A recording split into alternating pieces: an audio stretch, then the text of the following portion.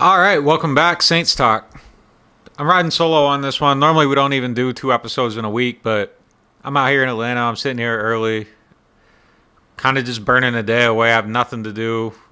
And frankly, I've just been thinking about Taysom Hill and what he's going to do in this game for a couple of days now. And instead of just continually going through my text and just texting everybody I know, hey, what's your gut feeling on Taysom Hill? Just to start conversations, I decided just to pull out the mic and start talking about it myself and put it out there and kind of see what everybody is thinking going into this game. And frankly, I have no idea. I could see this game going either way for him.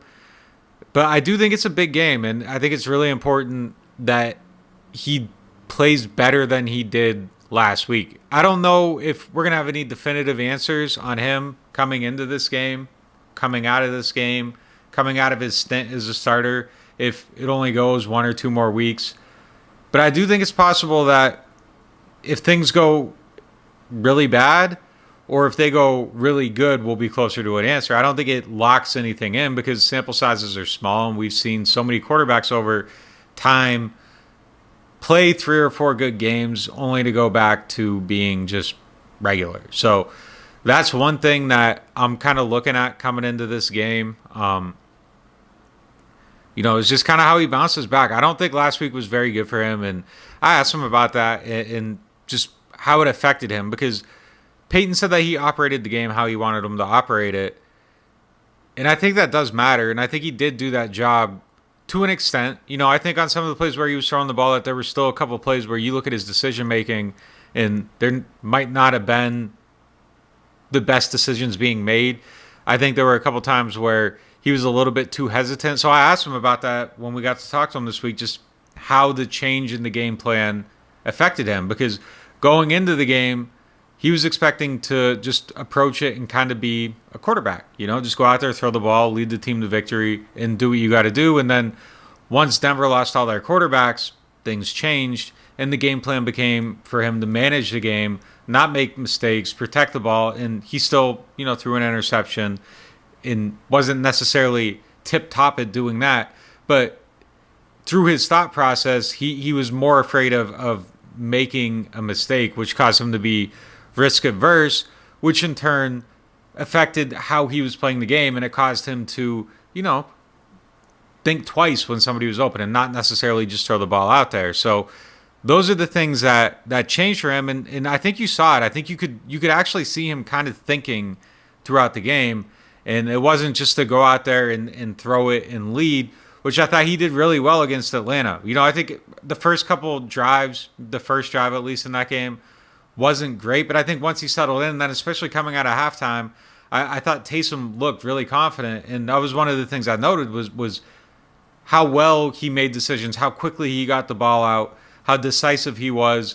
And, I think at times it was maybe even to an extent where it wasn't perfect for him. And maybe he was a little too aggressive even. And maybe there should be some dialing back in a couple spots.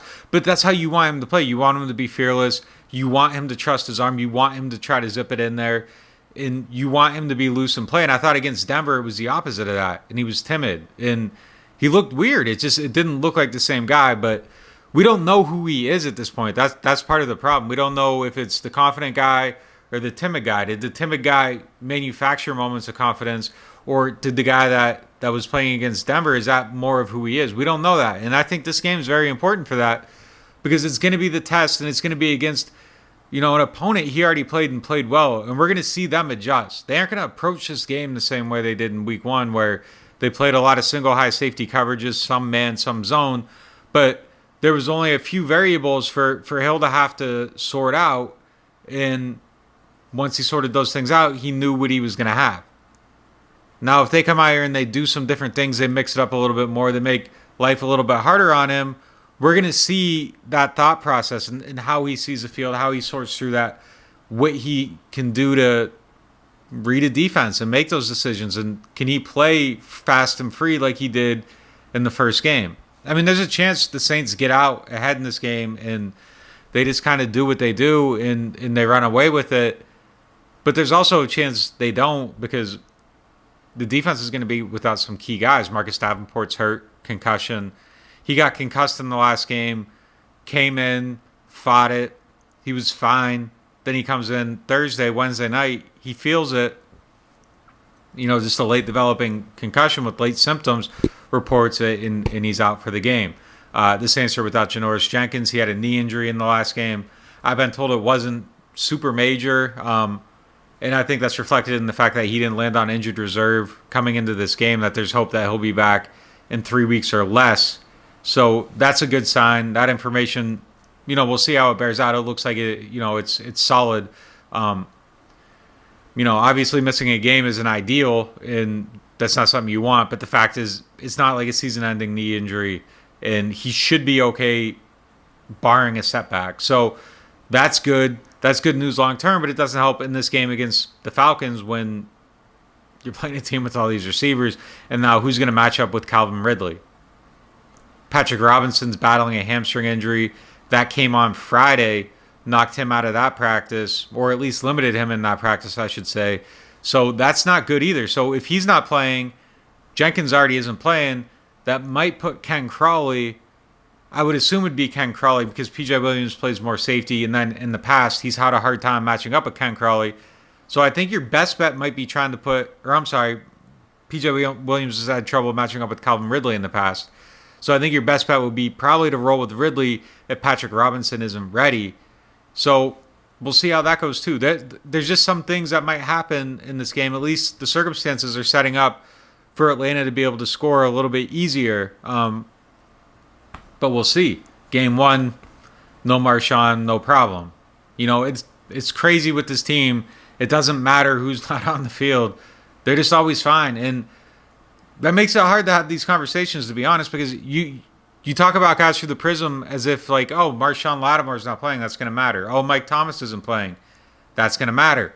Oh, Drew Brees isn't playing, that's going to matter. And then it just doesn't matter. They're so well coached and they're so deep that they can just have these guys go out and then come back and you're good, which is crazy. And we'll see how that goes in this game, but it might set up to a point where there's points scored on the Atlanta side, which causes the Saints to have to try a little bit harder to score, which might take away some of that play action, which might put Taysom Hill in more authentic situations than he saw against Atlanta in the first game. With the game close and ahead through the whole thing, they were able to set up a play action, and you gotta respect that. You have to respect that against a quarterback like him, with the running game being what it is. And if you can just get him to pause for that half second, you get those safeties looking into the box, bam, you're down the field then, and things are opening up a little bit easier. Now, if you take that away from him and you're not, manufacturing these looks through smoke and mirrors to a certain extent, and look, that's not like a major smoke and mirrors thing, but it is something. And if you take that away, now Taysom, he's got to read the field. And you aren't doing these little things, even if they're little.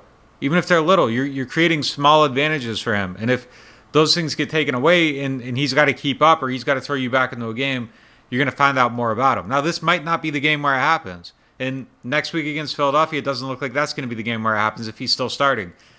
I would bet on Brees being back for Kansas City just because, based on nothing, no inside info there, just based on the fact that he's Drew Brees' ultimate competitor, he's going to want to be out there. He's going to want to be playing in that game. And I think there's a chance that's where I start looking at it. I just think he's going to be fighting for it. So, again, we want to see Taysom, we as in the football community, the people analyzing these games, you guys, I even think the team would probably like to see Taysom. They would like to see the team run away with the victory, obviously. They want to win every game 50-0. But I don't think it would be the worst thing in the world to see a situation where he's pressed a little bit more than he has been in either one of these two games, and you're going to find out about him. Because, look, we're talking about this guy again, and I've said this a million times. It's through the prism of a future successor for Drew Brees, a player who almost retired. You need to find out. You got to find out about him. You have to. So there's some other stuff the Saints are dealing with in this game, too, which is going to make it interesting. On the offensive line, no Teron Armstead. I think you probably just roll with James Hurst at left tackle again. I'm guessing blind here. we don't get to see practice anymore because of the COVID-19 protocols tightened up and changed, and the Saints practice inside. So we haven't been able to see a practice in 2 weeks. Normally, there'd be a little bit more insight into this, but I'm just using my common sense here. I would go Hurst at left tackle. I would put Pete at left guard, McCoy center. I don't know what they're gonna do at right guard. If it was me, I would go with Nick Easton. I think he's earned the right to play, and I think you just got to go with your best players at this point, especially with this quarterback. You got to set him up. You got to set him up. And look, Ruiz he struggled a little bit, and it's just being real. I just think Easton's played a little bit better, and if you got to take a step back with Ruiz at this point and just get him dialed in a little bit more, I think that's what you got to try to do.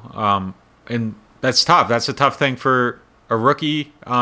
I wouldn't disparage the Saints for going a different direction with it and continuing to play him, because I think there's a long-term developmental aspect here, and confidence is part of that. So that would make sense to me in some respects. So if that's how they want to go about it, that would make sense to me. But if they went with the other guy, that would make a whole lot of sense to me too. So I don't think you can go too wrong either way. I think Ruiz can probably handle it. He's a first-round pick. He's going to get his playing time. He's getting his money. If they go another direction, even just in the short term, while he gets tightened up and kind of does what he does and improves there, I don't think it's the worst situation in the world for him. So we'll see on that, see which way they go with that. And then, some of the other things that they got to figure out in this game too. I mentioned it at the top, the defensive backfield. I frankly would go with Crawley ahead of Williams if you're without P-Rob and Janoris Jenkins. So that's going to be a tough situation. It really is. Marshawn is probably going to be dialed in. This is the type of game where he usually plays really well. I think Julio Jones will end up playing. He's doing the thing that they do with him where he's limited. I've learned just to kind of not look at that. He always ends up playing one way or another. There's always, talk about an injury with him. He plays through it. So I assume he's going to play in this game, and we'll see how he does in that matchup. But I expect him to be really good in it. I mean, this is the type of game that he really plays well in, and when he's elite, they're elite. DeMario Davis says that all the time. When Marshawn's elite, they're elite. And I think you see that. And I think that's going to be the type of game that he ends up playing in. But the main thing I'm interested in seeing is Taysom. I want to see how they handle the coverage with him. I think you got to throw everything at him. Not just single eye. I think you need to show him some two safety shell. You got to rotate those safeties down, at times muddy the picture, and just make him read the field, and we'll see. I thought there was some stuff in this game, and again, I don't know if it was an inability to read the field or if the hesitation was due to the approach in the game. And we need to see him in a situation where these variables are removed, and it's just him. So, I've been surveying everybody I know. Just what are your thoughts on Taysom? What do you think he's going to do? And it's mixed. I think everybody's uncertain. I don't think anybody really knows what to expect in this game from him long term. I think we saw two pretty big variables in his play, and one game was really promising, the other game wasn't. And does he exist somewhere in the middle? What if it is the middle? Like, what is the middle for him? Is that good enough? I don't know.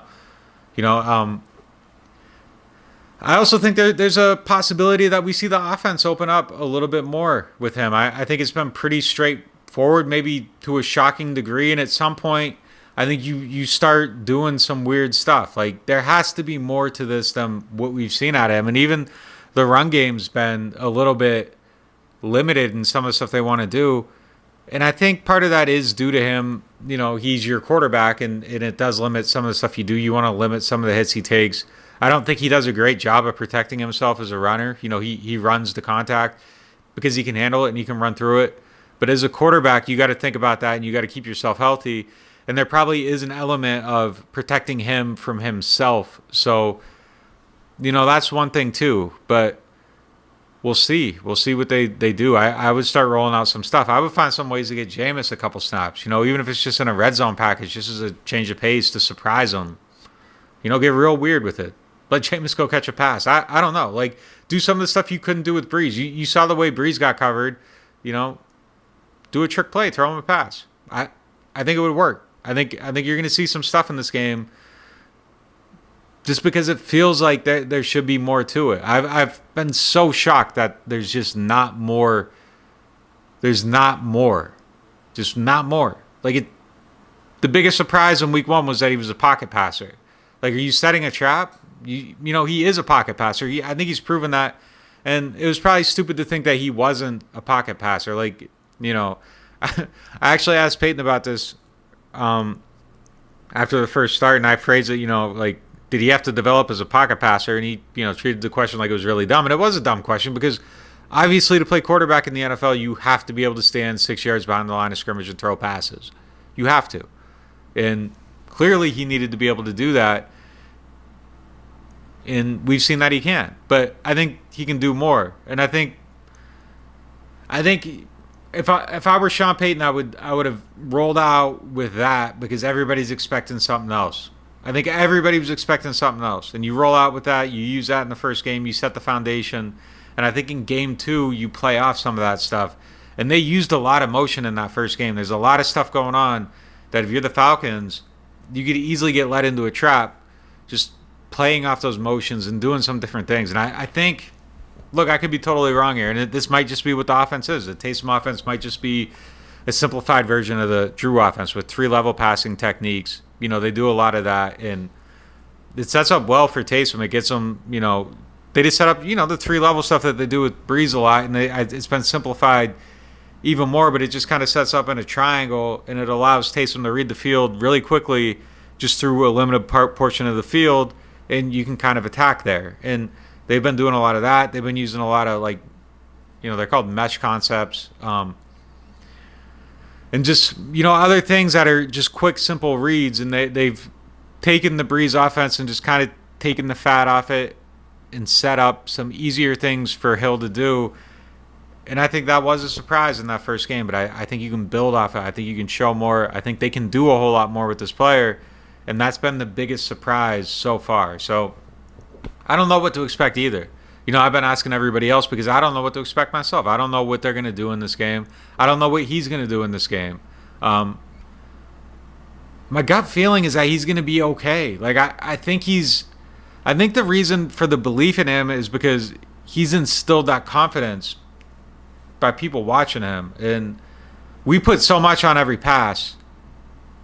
They've seen a lot more and they believe in him. And you do got to find out in practice belief, does it translate to games? All that stuff is different. But I do think there's something there. I think he's going to play a little bit better. I think he's been too much in his head. My gut is that he's going to... I don't know. Like, I don't even want to put it out there because it'll come back on me. But I think he's going to be decent. I think he's going to be decent in this game. And we'll see how it goes off of that. But that's my guess. So, I don't know. That's all I got for you guys. I just wanted to unload some thoughts. We're waiting for this game to start. I appreciate all the support on the site. If you guys can keep signing up, keep doing all that stuff, that'd be awesome. But we'll see what happens in this game. So that's it.